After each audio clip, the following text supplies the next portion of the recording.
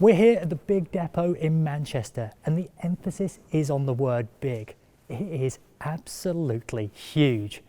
And it's bringing those developments that we've seen elsewhere in Europe to the north of England.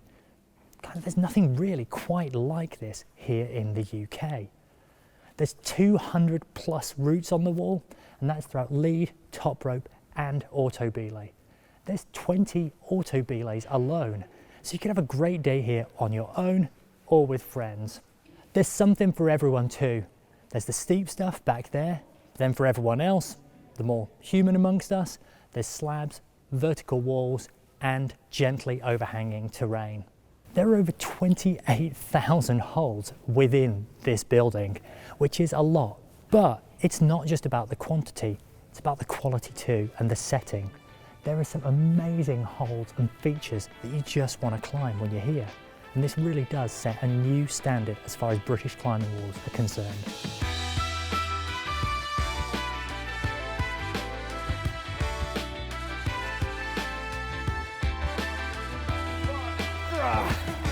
Good effort.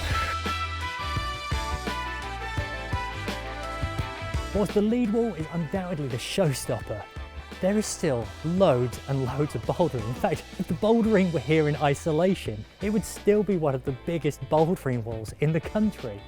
And the thing about it is it just keeps going on and on. As you explore around, there's new areas. There's bouldering upstairs, there's bouldering around the corner, and there's absolutely loads of it across different angles and different grades too. In fact, one of the things that the depot does the best is it sets good problems from both easy through to hard. Much like the routes, when you look at the wall, there's just loads of interesting features and holds to climb on. Again, just to repeat, there is 28,000 holds within this building. When you're up here on the mezzanine floor, you really get a sense of the scale of this place. It has an almost stadium-like feel about it, and it's been built with big events and competitions in mind. But just to repeat, this is not just a facility for the elite. The reason I like existing depot climbs is because it has problems across the grades. The circuits, the easy circuits, still have those same fantastic volumes as the harder ones. They're all fun to climb. But for now, let's go and see how Tim and Zar are getting on. My prediction is going to be pretty pumped. So, I am about to attempt to climb up the biggest prow in the wall. I think I'm going to get pretty pumped. Yeah, I'm ready. Are you ready now? Yeah, I'm ready. That's good.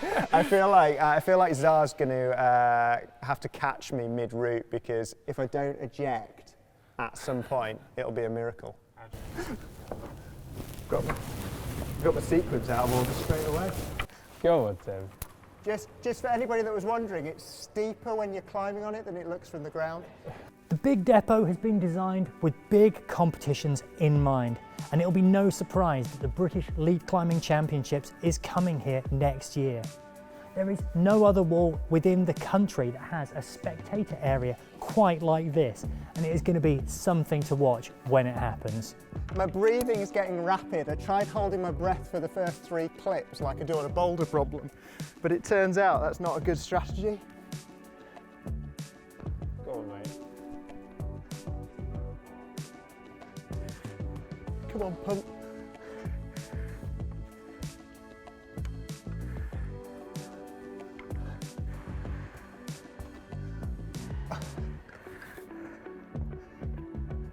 I think they ran out of big holds up here. Oh.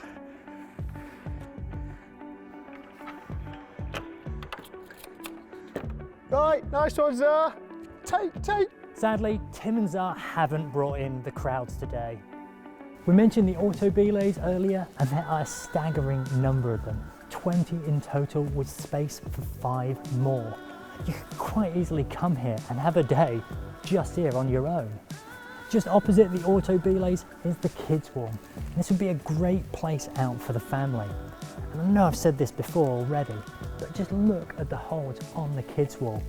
There is some seriously cool volumes and features which you just wouldn't expect to see at a usual climbing wall. At the other end of the spectrum, we have this, Jim Pope's French 9A. And the thing that makes this comp wall setup that bit different from any other climbing wall. Not only is the presence of one 9A, but also multiple hard 8s to fit. This is somewhere that will undoubtedly become an elite training facility for the next generation of comp climbers and Olympic athletes. I don't know if I can clip that. That's really bloody hard. Come on, mate. Come on, come on. Come on, Zar. Oh, that's bad. Come on, mate. Big move. Go, go, go. Good effort. When the big depot opens, I can see this being somewhere that you can just come for a day out, much like you would at the crag. It's so big, there's different sectors that you could visit. There's the lead wall and all its varying aspects, there's the bouldering, and there's the cafe, which is behind those glass windows just there, so that your tray bakes aren't chalky. The size and scale of the big depot really does have to be seen to be believed, and we have been blown away by it within the few hours that we've had here.